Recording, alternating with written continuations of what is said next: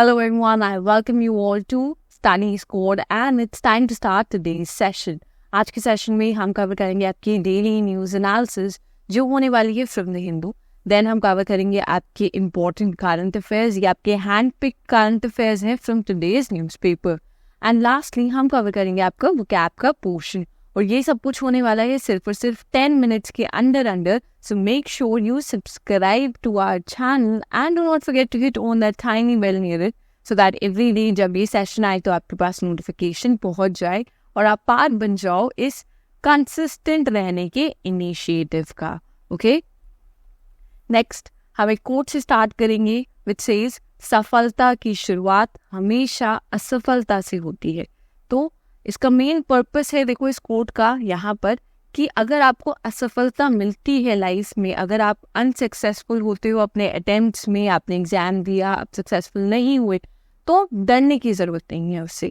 You do not have to fear it. आपको डरना नहीं है असफलता से और आपको आगे और मेहनत से काम करना है. और जितना भी अगर आप इस बार असफल हुए हो तो उसे एक लेसन की तरह लेना है and learn from it so that जो आगे आप अटेम्प्ट्स दोगे उसमें आप और ज़्यादा प्रिपेयर्ड रहो और तब आप अपनी सफलता को रीच जरूर करो. Okay, with that being said let's start today's session.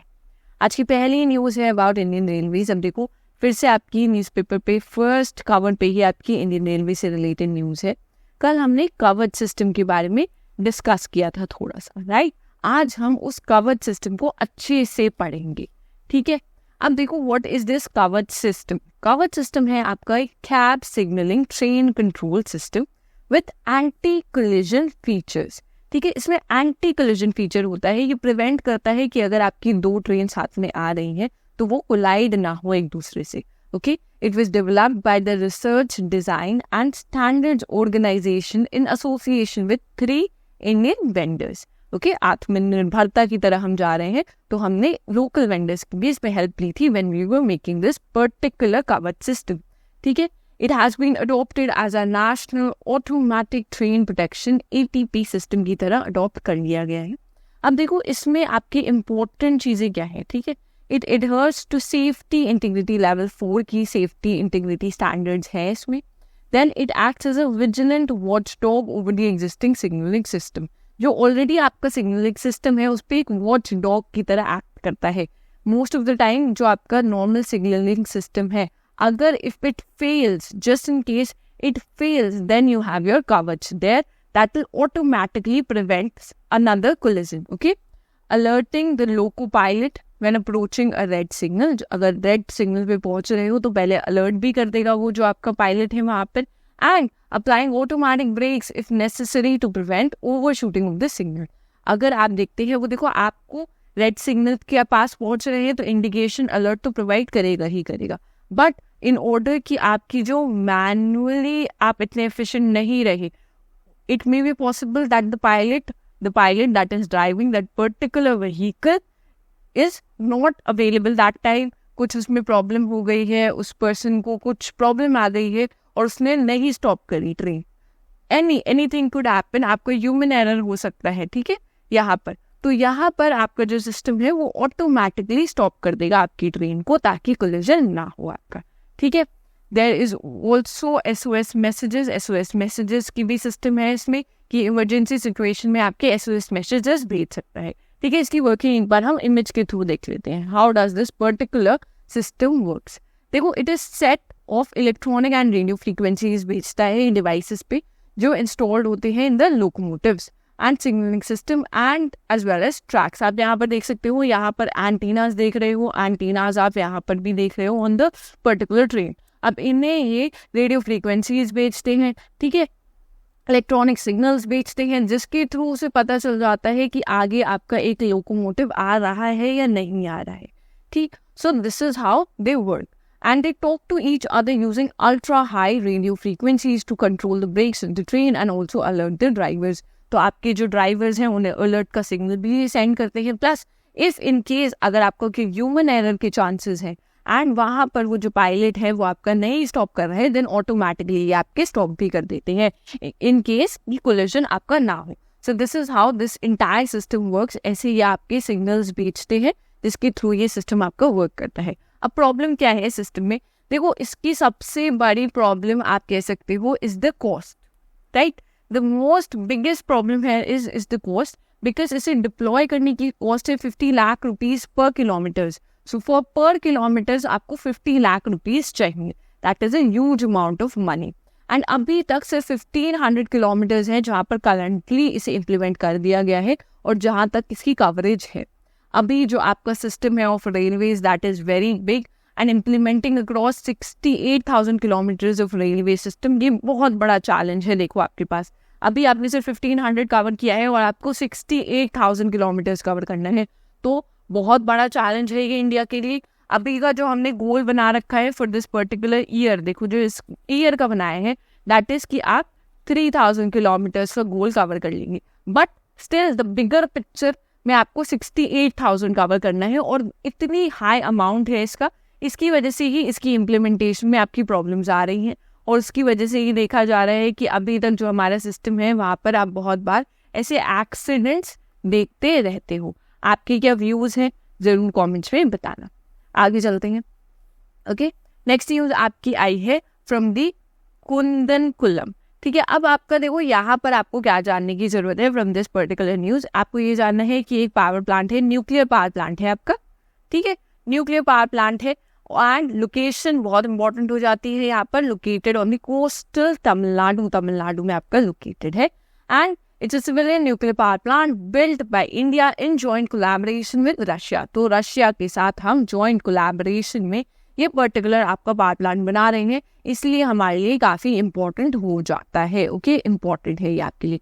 आप मुझे बताओगे इंडिया में एट प्रेजेंट हमारे यहाँ कितने न्यूक्लियर पावर प्लांट है, कितने हैं एग्जिस्टिंग? आप मुझे कमेंट्स में बताओगे द नंबर. ओके, नेक्स्ट आएंगे हम रशिया एंड नॉर्थ कोरिया से रिलेटेड. आपकी एक और न्यूज़ आई है. कल ही हमने इस पे डिस्कस किया था कि चांसेस थे कि आपके रशिया के पुतिन एक विजिट करेंगे नॉर्थ कोरिया में and finally he has made that rare visit. ये विजिट आपकी हुई है आफ्टर 24 ईयर्स. तो पहले की जो विजिट थी वो 2000 में हुई थी आपकी, एंड अब 24 ईयर्स बाद पुतिन को रियलाइज हुआ है कि हमें अपने एलाइज बनाने हैं. जो आपके ओल्ड एलाइज हैं उन पर रिलाई करना स्टार्ट कर दिया है. देखो, जब से इनके यहाँ वॉर शुरू हुई है तब से आपको पता ही है 2 साल हो गए हैं इनकी वॉर को अगेंस्ट यूक्रेन, एंड अब रशिया को लगता है कि उसे एलाइज की नीड बहुत ज़्यादा है. सो अब जो उनके पुराने एलाइ हैं लाइक नॉर्थ कोरिया, ये उनके पास गए हैं अपने टर्म्स अच्छे बनाने के लिए. और देखो यहाँ पर आपकी मेन चीज़ क्या होने वाली है? मेन चीज़ होगी आपकी आर्म्स का एक्सचेंज. सो दोनों साइड्स आपकी आर्म्स का एक्सचेंज करेंगे इस पर्टिकुलर डील में. यहाँ पर देखा जाएगा कि नॉर्थ कोरिया आपको रशिया को थोड़े से आर्म्स सप्लाई करने वाले हैं, जिसके रिटर्न में रशिया अपने और ज़्यादा जो उनके एडवांस्ड आर्म्स हैं, एडवांस्ड या टेक्नोलॉजिकली एडवांस्ड आर्म्स, वो नॉर्थ कोरिया को प्रोवाइड करेंगे. ठीक है, सो आप यहाँ पर ये देख सकते हो, इसके लिए आपकी न्यूज़ आई है. उसके अलावा आपको पता है देखो रशिया के और कौन से एलाइज हैं. अभी नॉर्थ कोरिया के पास तो गया है जो पुराने एलाई हैं, क्योंकि नॉर्थ कोरिया और रशिया की आपकी काफ़ी सिमिलर थिंकिंग है. ये तो आप सभी एग्री करोगे. रशिया भी किसी की नहीं सुनता है वर्ल्ड ऑर्डर में, नॉर्थ कोरिया भी नहीं सुनता है. कितने टाइम से रशिया से कहा जा रहा है कि आप ये वॉर बंद कर दो जो वॉर आपकी चल रही है. बीच में आपने देखा कि यहाँ पर आपके पीस समिट भी हुए हैं. पीस समिट रिसेंट में भी आपका हुआ था.